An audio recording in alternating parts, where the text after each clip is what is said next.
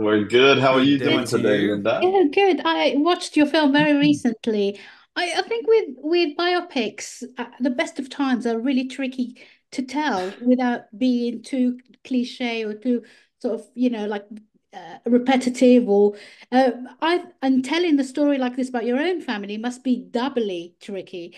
What were the ideas behind doing this, and were you determined not to fall into the cliche stuff that biopics come against usually?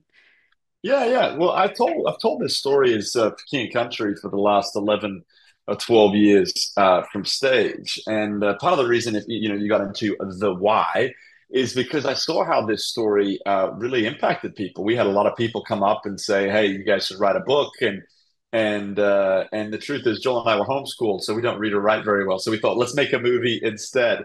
And part of the reason why, hopefully, the film works and works well is because but there's a lot of biopic picks that you've got to be careful. Like this element of the story is really good, but it gets a little dull here, and so we've got to inject a little Hollywood here, and it gets better over here, and so you've got to do some.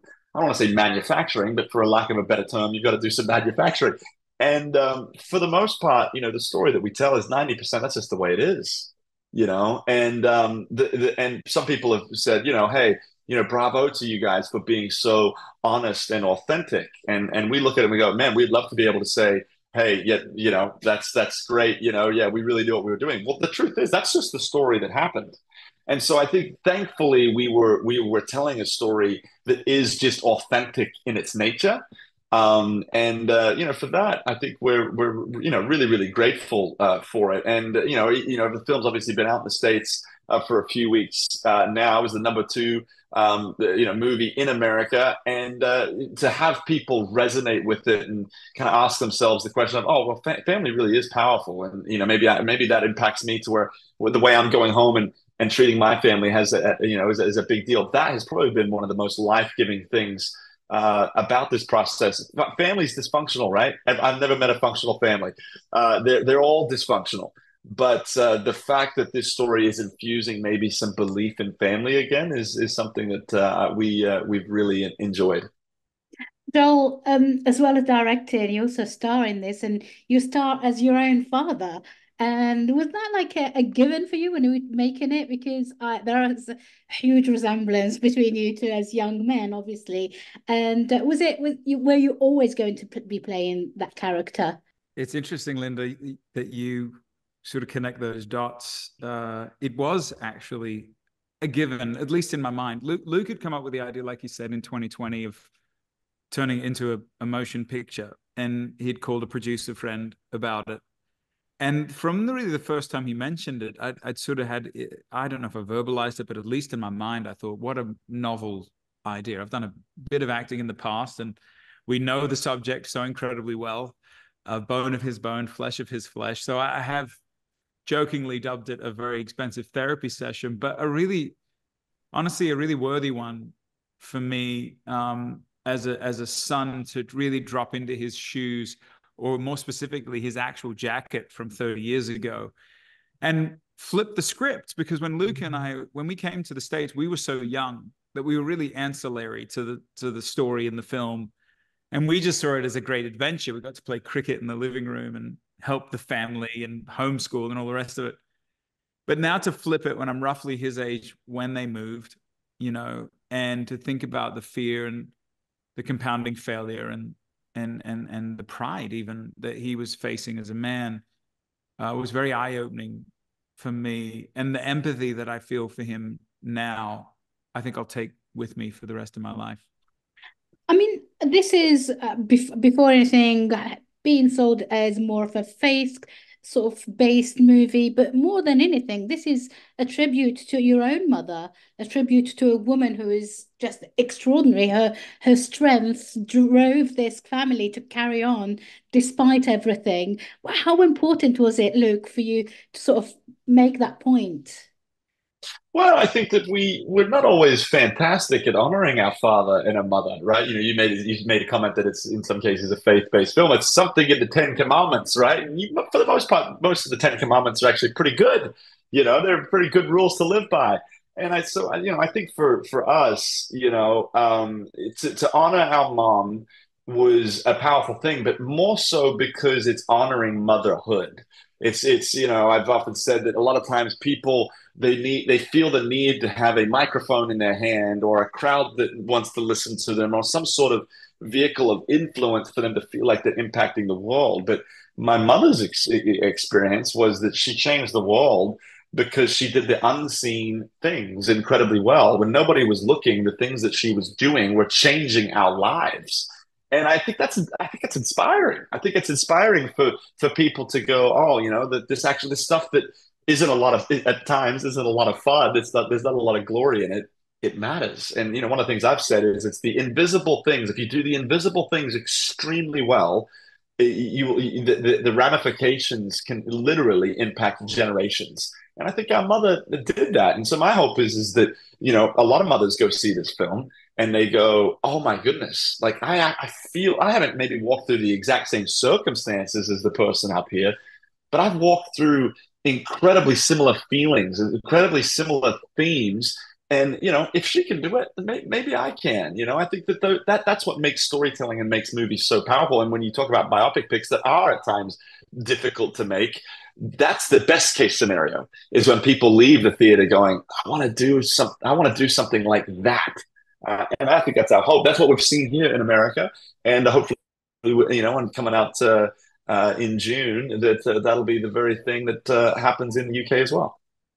Look, sorry, Joel, the film has more than doubled its budget in America on just the first couple of weeks, I believe.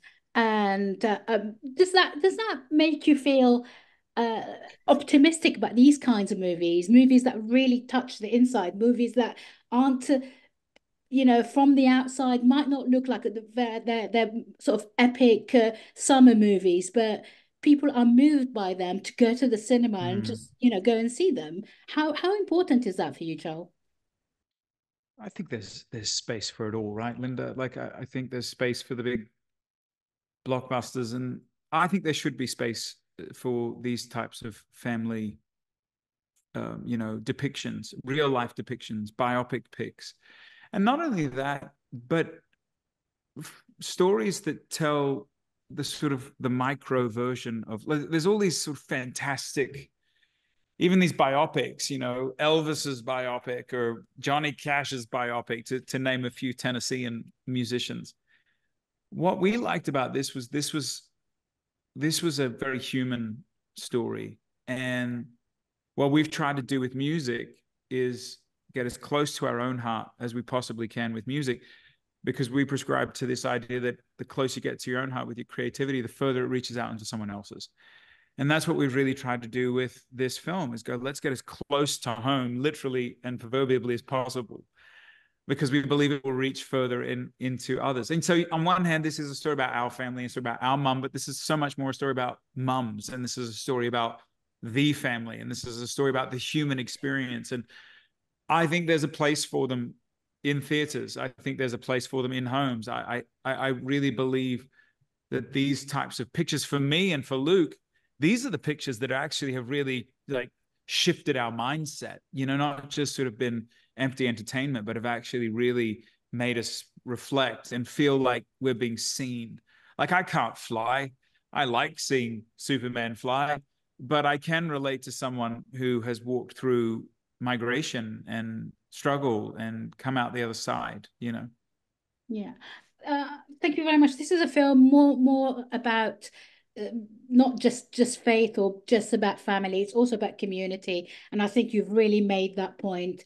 And I think my last question for both of you would be, I think with you guys being of Australian descent, I think you'd have more in common with us English people than America. What are you expecting the film to do here in the UK, and what is your message to UK audiences? Yeah, I think that's a great point. Obviously, we are a part of the British Commonwealth. That people are like, "Do you view yourself more American as Australian?" And I said, "My passport still says Australian, so I mean, it is what it is, right?" And I think that my hope is that people, as we've kind of talked about a little bit. I mean, I hope people believe in the power of family again. I hope that people also see in this film, you made a comment about community. You can be the community to someone else that needs it. I think sometimes we're very quick to say that's somebody else's responsibility, but a nation becomes really strong when we start doing the very, very simple things really, really well. If there's someone in need in your local community, go help them. If there's something that you can, if there's a gap that you can fill and you have got the time to do it, well, versus debate, maybe someone else should do it. Maybe you just become the answer. And I think that that's what this film has talked about, and it's been very powerful in our own lives, and even just retelling it is obviously, yes, I believe in the power of family. I think family is more important today than it ever has been in the history of the world.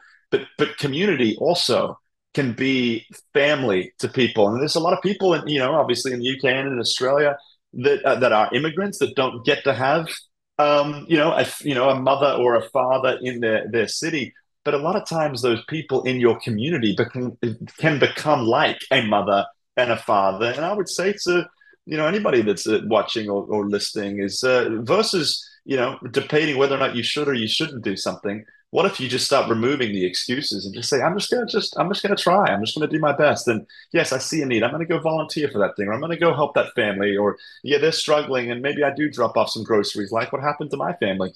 It's astounding to see when we as a community start doing those small little things, how much impact it actually has. Fantastic. And George, you want to have one last word before we go? Well, I'll just say in closing that the film has been really special in the fact that it depicts miracles, but there's so many miracles behind the scenes, Linda, as well. And I love the culminating quote from Mother Teresa.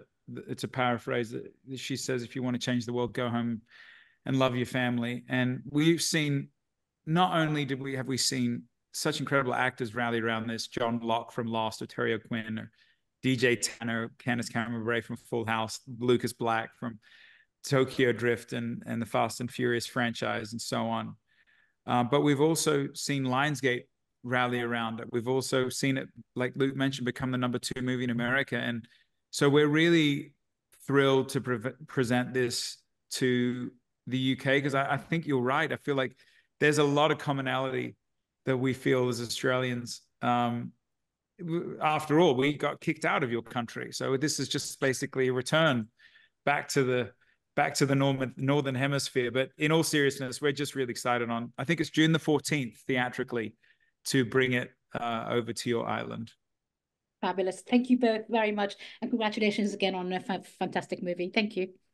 Hey, thanks, Linda. Appreciate you. Ladies and gentlemen, you're watching Hey You Guys. Hey, you guys. Hey you guys. Hey, that's what they all say. Hey you guys. Hey.